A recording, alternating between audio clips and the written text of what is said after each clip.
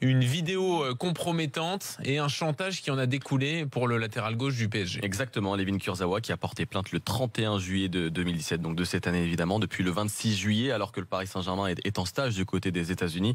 Il est l'objet de messages via WhatsApp, on connaît tous cette application, d'un maître chanteur qui lui réclame une rançon et qui le menace de remettre cette vidéo compromettante à la presse.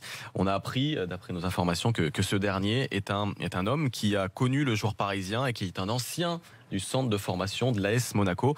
Donc voilà, ce sont deux hommes qui se connaissent très très bien. Le maître chanteur qui s'est présenté comme un père de famille sans le sou, qui demandait d'emblée 250 000 euros. Un maître chanteur qui a assuré à détenir cette vidéo grâce à un téléphone portable perdu. Layvin Kurzawa qui n'a pas répondu dans un premier temps à toutes ces demandes, mais qui a demandé à ses plus proches si une vidéo compromettante était dans le téléphone de son premier cercle finalement. Et l'un de ses amis a révélé qu'il a effectivement égaré son iPhone, mais en niant qu'une vidéo compromettante à son sujet était dans ce téléphone-là. Kurzawa s'est alors souvenu qu'une vidéo effectivement compromettante avait été tournée en la présence de cet ami qui assure donc ne pas avoir de vidéo de lui, qui dit avoir égaré son iPhone. Qu'une vidéo a donc été tournée en mai 2017 où il insulte vertement Didier Deschamps, le sélectionneur de l'équipe de France.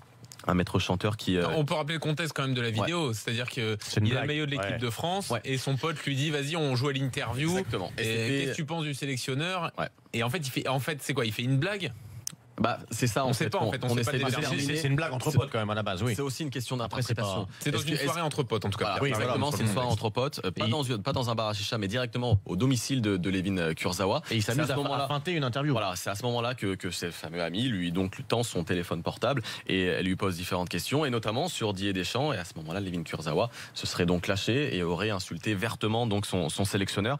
Derrière, le maître chanteur présumé continue ses pressions. Il se présente toujours comme un père de famille, il n'a pas d'argent et puis surtout, il dit avoir trouvé un deal avec un journaliste avec un montant fixé de plus de 250 000 euros. Layvin Kurzawa alors commence à jouer la montre. Il dit accepter les demandes de ce dernier, mais en vérité, il se tourne vers la police. Il porte plainte. Une information judiciaire est ouverte par le parquet de Versailles. Et 4 personnes seront donc interpellées et mises en examen pour notamment chantage et tentative d'extorsion en bande organisée.